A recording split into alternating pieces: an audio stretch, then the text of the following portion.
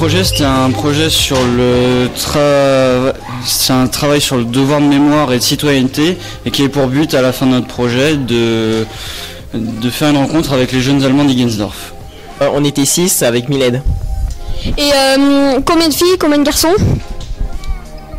7 garçons avec Miled. D'accord. Pourquoi l'Allemagne? D'accord. Tout d'abord, Saint-Martin est notre village est jumelé avec une ville allemande, Igensdorf, et donc du coup, ça nous est venu à l'idée comme ça, et par la suite, on a eu un soutien du jumelage. Voilà. Quel genre de soutien? Un soutien plutôt financier pour le projet. D'accord. Quelle est la suite du projet? On sait pas trop encore, pour l'instant on n'a rien de prévu.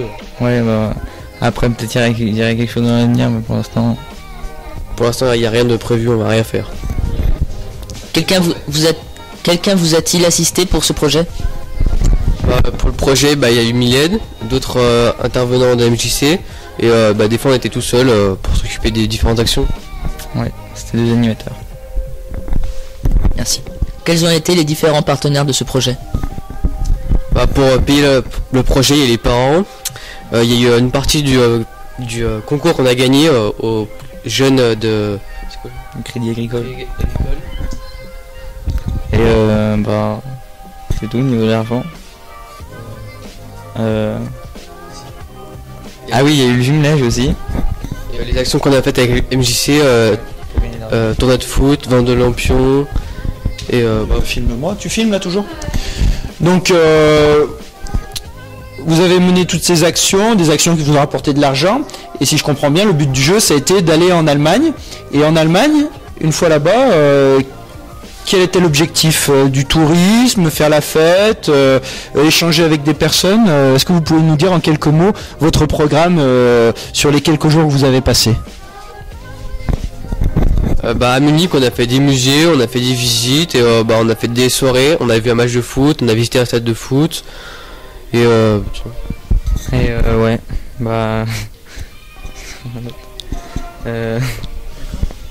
Vous étiez logé dans un hôtel chez l'habitant? On était dans une auberge de jeunesse, en plein cœur de Munich. Elle était sympa car il y avait un billard, il y avait une sorte de bar en bas. Certains d'entre vous parlaient-ils allemand? On est 4 à parler allemand sur 6, mais on est LV1, LV2, donc pas très fort. Donc, si je comprends bien, c'est pas votre langue principale, c'est des langues secondaires. D'accord, merci. Quel est votre meilleur souvenir dans ce projet? Alors moi, donc c'était la visite du stade de Munich, l'Allianz Arena. Franchement, c'était un stade unique. J'en avais rarement vu un aussi beau, et franchement, j'ai bien apprécié. Et vous, quel est votre meilleur souvenir? Moi, mon meilleur souvenir, c'était à l'aéroport. Quand on partait, quand on s'est aperçu que, quand on rentrait en France, quand on s'est aperçu qu'Hugo, il avait oublié son passeport à l'hôtel. Et ensuite, l'a-t-il retrouvé? A-t-il pu rentrer en France? Oui, il l'a retrouvé tout de suite en rentrant en France. Il a appelé l'hôtel qui lui l'a renvoyé. Et puis il a pu aussi rentrer en France parce que l'hôtesse de l'aéroport, elle était très sympa et qu'elle a juste tapé 2-3 trucs sur son ordinateur et puis c'était bon. Donc je vois aussi que vous avez fait un montage vidéo, donc j'imagine que c'est toute votre aventure en photo, c'est ça?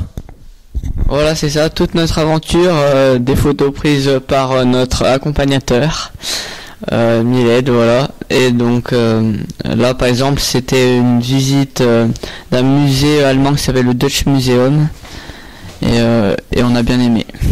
Voilà. D'accord. Donc cette exposition elle commence aujourd'hui et elle va durer pendant combien de temps? Je sais pas trop.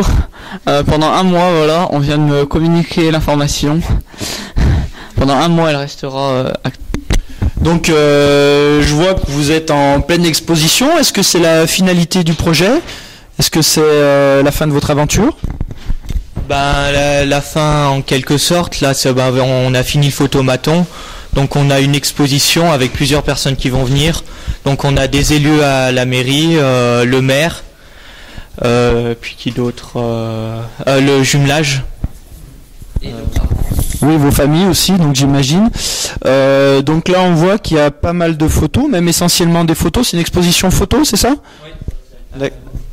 Ouais, c'est une exposition donc sur la. Il y a des photos en France, en Allemagne. Donc ça, c'est à Berlin. La Tour Eiffel. Voilà. Ça, c'est la mer de Robin. Voilà.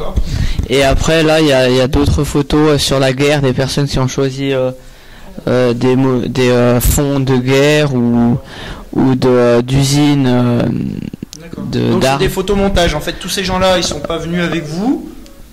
C'est des photos que vous avez faites vous, que vous avez récupérées. Des montages. Ouais, voilà, c'est des montages. On a mis le fond derrière les personnes, mais on les a vraiment pris en photo, les personnes. D'accord. J'imagine qu'il y a du sens. On voit des vieilles photos, le noir et blanc, c'est des photos historiques, donc des photos de guerre, des photos d'histoire. Ouais, c'est ça, tout à fait. Et le but le but de cette expo photo? Le but de l'expo photo, c'est de faire un mémorial, de rappeler des souvenirs de la Première Guerre mondiale, des souvenirs difficiles, on peut dire. Donc voilà. Qu'est-ce que c'est de ce boîte de photomaton?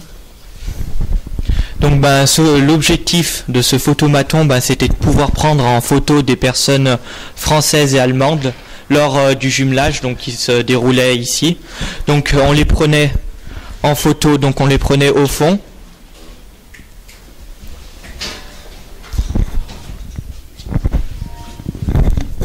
Donc elles se plaçaient au fond. Là on avait un fond, comme là on peut voir.